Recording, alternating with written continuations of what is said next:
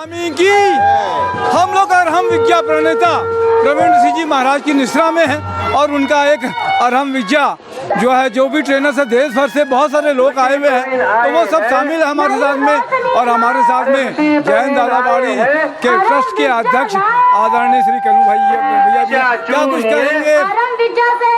जितने ट्रेनर आए उनको बहुत बहुत धन्यवाद। रायपुर को रायपुर बता रहे और गुरुदेव की निश्रा में जो कार्यक्रम को आगे जैन धर्म का कैसे विस्तार आगे बढ़े और हर आदमी जैनत्व को कैसे पाए, ये इसके जो जैनत्व को बढ़ाने के लिए जो गुरुदेव ने ट्रेनर बनाए हैं ये और आगे बढ़े, ये हमारी शुभकामना है। बहुत अच्छी बात है, बहुत अच्छा लगता है कि ये यात्रा देख रहे हैं कि एक यात्रा निकली हुई है और सब चल रहा है ये यात्रा का।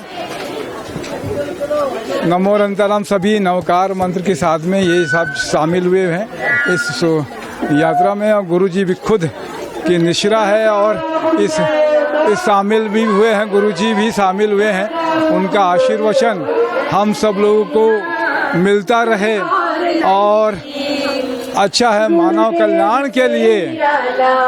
गुरुदेव से निराला कोई और नहीं।